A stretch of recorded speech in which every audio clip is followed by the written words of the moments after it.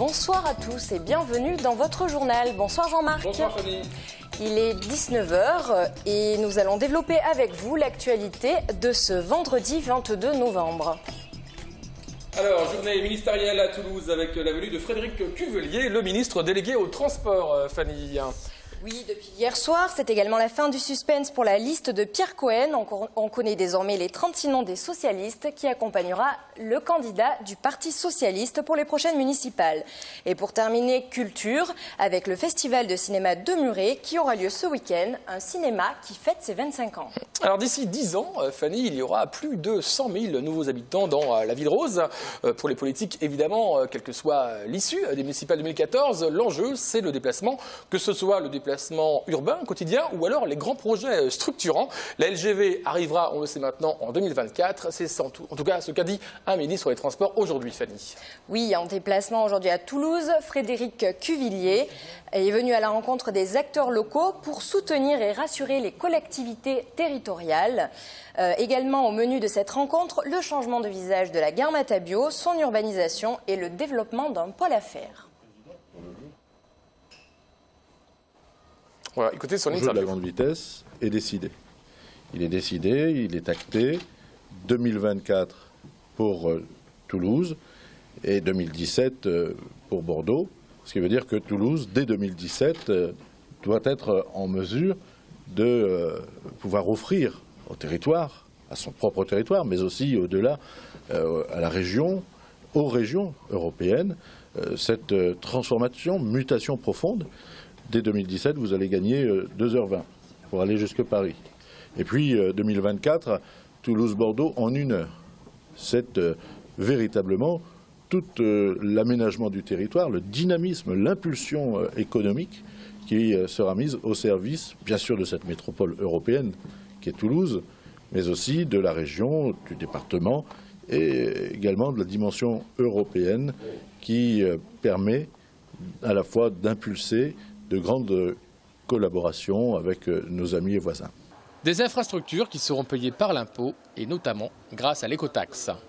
Le fondement même de l'écotaxe est un bon fondement parce qu'il permet non pas d'aller combler un trou budgétaire, mais au contraire d'être affecté au territoire, d'être affecté aux infrastructures, d'être immédiatement au service de la population. Et ça, il ne faut absolument pas le perdre de vue. Et ceux qui s'opposent à l'écotaxe doivent mesurer combien il y a derrière ces enjeux de territoire, d'emploi. J'ai rencontré hier la Fédération nationale des travaux publics, et ce sont des dizaines et des dizaines de milliers d'emplois qui sont concernés par ces chantiers. Au-delà, c'est la croissance, c'est la compétitivité. Nos entreprises ont besoin d'infrastructures, nos territoires ont besoin d'infrastructures. Il faut que le pays tout entier ait conscience de cet enjeu et le fasse aboutir favorablement. Frédéric Cuvelier, donc ministre des Transports. Et Fanny, il y avait aussi Pierre Cohen. Oui, hier soir, Pierre Cohen soumettait sa liste au vote des militants. Quelques nouveaux visages pour une grande majorité d'élus sortants. Donc les 36 noms ont été adoptés à l'unanimité.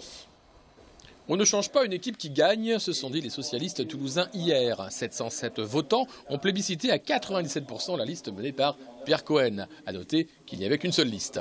Peu de remaniements, des élus comme François Briançon, Joël Carreras et Stéphane Carassou sont confortés. Chez les femmes, Gisèle Vergnol, Isabelle Hardy, Claude Touchefeu sont aussi très présentes en haut de la liste. Nouveauté, Romain Cugive prend du galon, il est désormais 4e de liste chez les hommes. La jeunesse est ici mise à l'honneur. Le chorégraphe hip-hop Abdoul Djouri, tout neuf en politique, est aussi mis en avant dans ce bloc socialiste.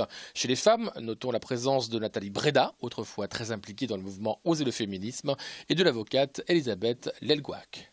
2 élus ne seraient pas reconduits, il s'agit de Daniel Benaya et de Jean-Pierre Avrin, élu en charge de la sécurité.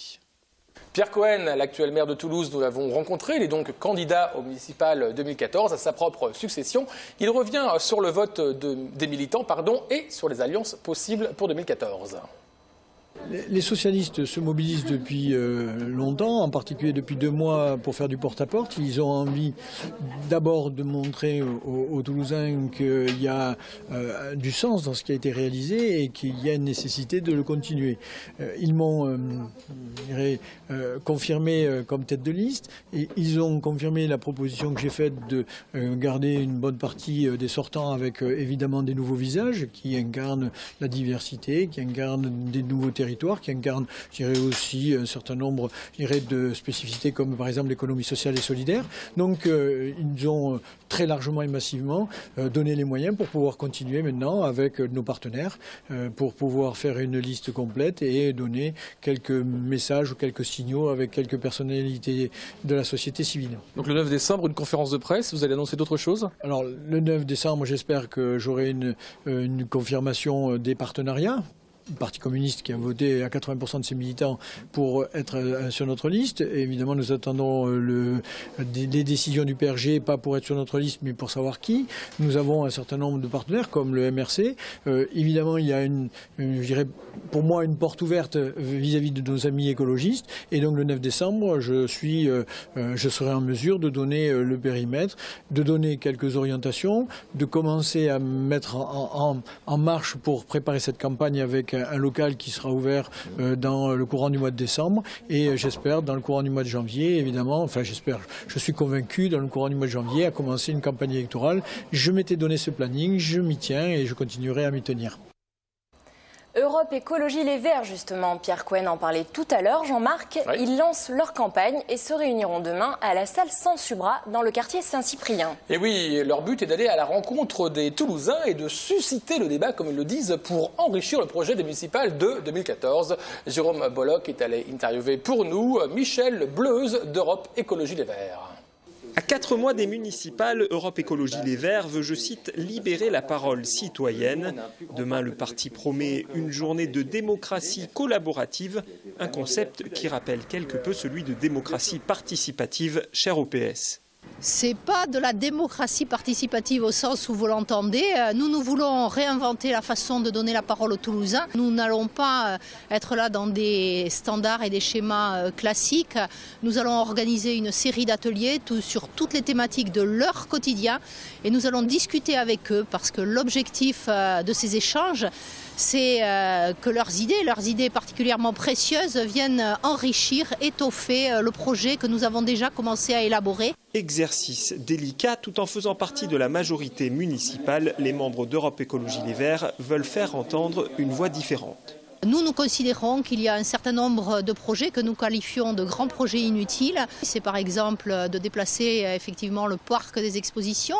C'est également des travaux extrêmement importants sur le stadium. Voilà 2 exemples de projets pour nous qui ne doivent pas prendre l'essentiel des financements ou une grande part des financements. Ces financements doivent être réattribués sur d'autres dossiers qui nous paraissent plus importants. Par exemple, davantage de financement sur les transports collectifs qui sont un problème qui touche énormément les Toulousains.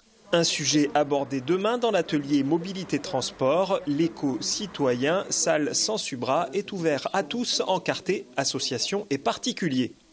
Les Toulousains qui passent sur n'importe quel pont de la Ville Rose s'aperçoivent que la Garonne est grosse. Ils peuvent avoir peur, mais nous sommes bien loin des crues historiques de la Garonne. Ces images sont certes toujours impressionnantes, quais inondés, arbres immergés. Le fleuve déborde une nouvelle fois, mais c'est moins inquiétant que prévu, Fanny. Oui, pour les professionnels de la météo, pas d'inquiétude, rien d'alarmant. Les précisions de Jérôme Bollock. Après un épisode pluvieux assez conséquent hier soir sur les plateaux du Lannemezan, du Comminges et du Volvestre, la Garonne toulousaine a été placée en vigilance jaune. Le maximum des crues a été observé ce matin. L'échelle du Pont-Neuf indiquait 2,39 m. Dans la journée, c'est la partie aval de la Garonne, vers Verdun-sur-Garonne, qui a été le plus touchée. Une lente décrue s'opère actuellement et devrait se poursuivre jusqu'à demain. Même si l'automne est particulièrement humide cette année, le phénomène n'est pas inquiétant. Dès demain, la Garonne sera de nouveau placée en vigilance verte. Avez-vous déjà été étudiante, Fanny? Oui, il y a peu d'ailleurs. Il y a peu, très Oui. bien. Alors mettre la créativité étudiante au service de l'innovation des PME, tel est l'objectif de l'opération Séduction, on pourrait dire, qui se déroule pendant 48 heures sur le campus de l'INSA. Oui, 70 élèves et ingénieurs de la région se sont retrouvés pour faire émerger des idées et se confronter aux problématiques industrielles.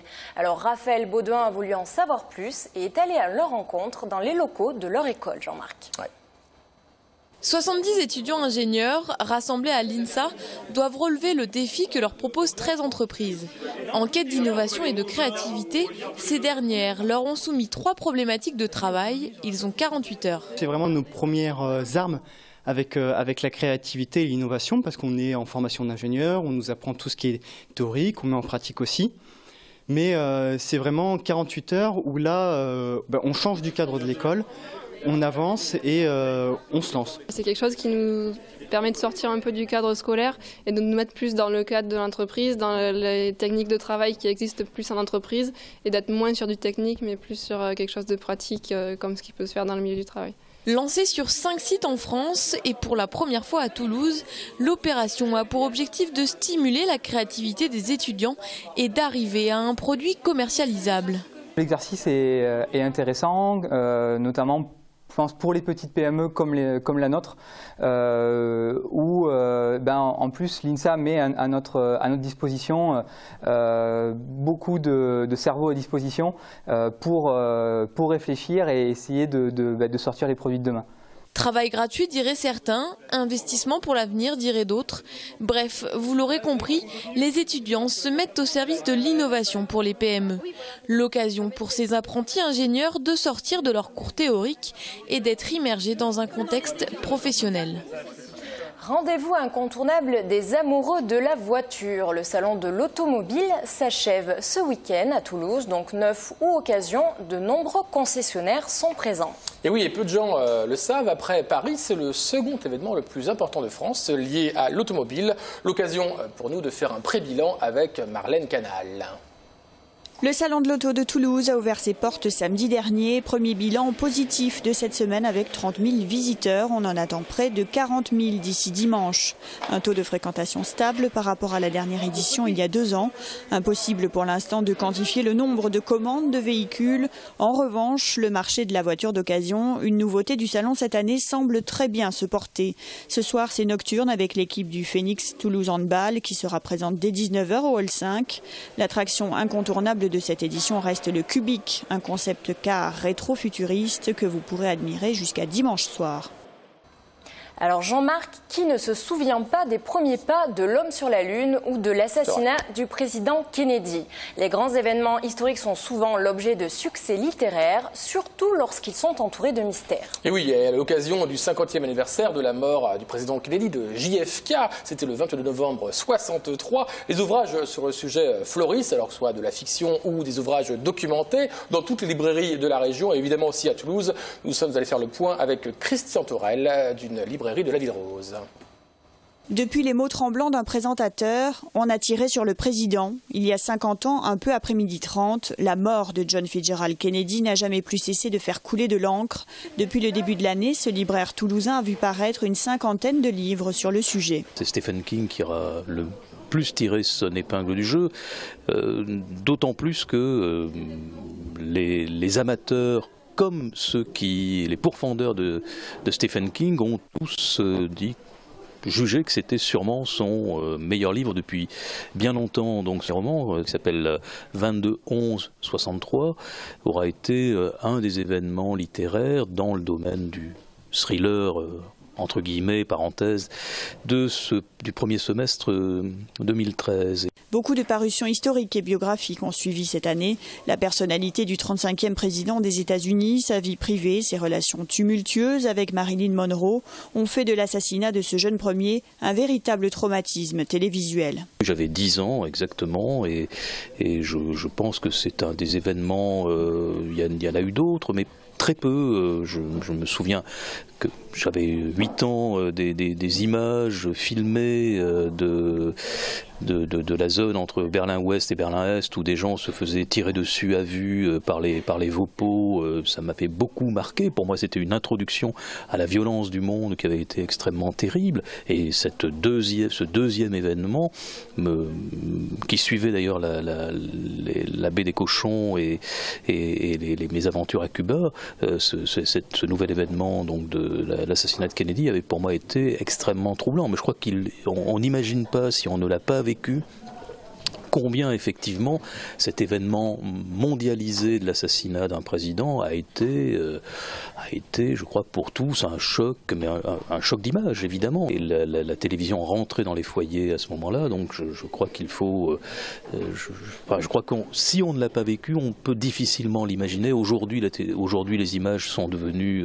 tellement courantes, mais ça n'était leur puissance était presque décuplée quand elles étaient plus rares, comme en 1963. Depuis la mort de JFK, plus de 40 000 livres ont été publiés comme un moyen de répondre au mystère qui entoure toujours cet assassinat.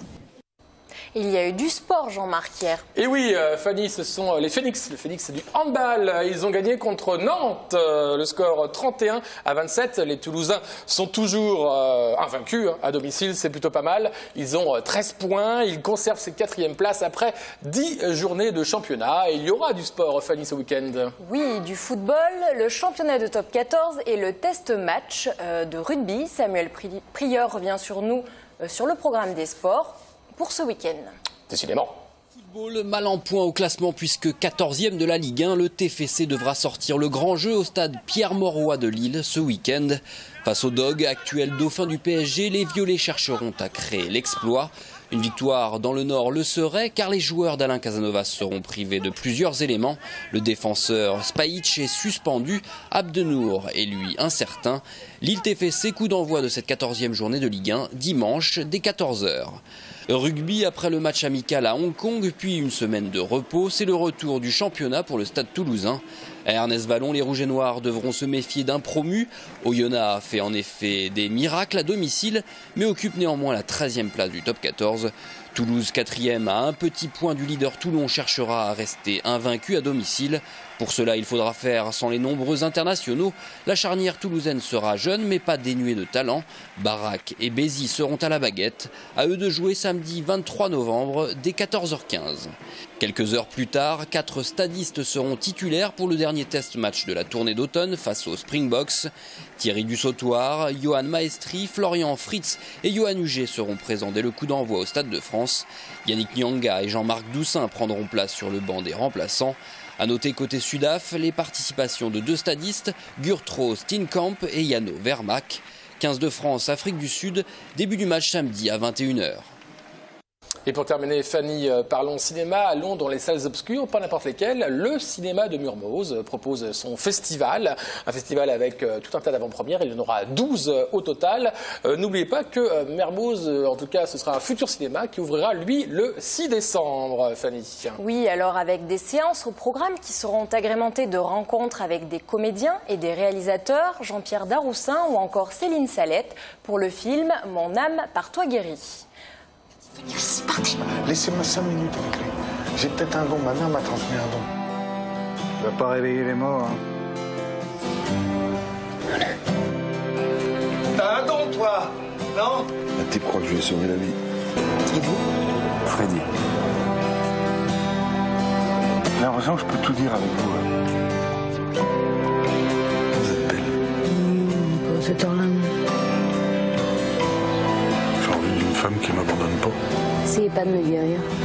Vous n'avez aucune chance. C'est vous qui êtes en train de me guérir.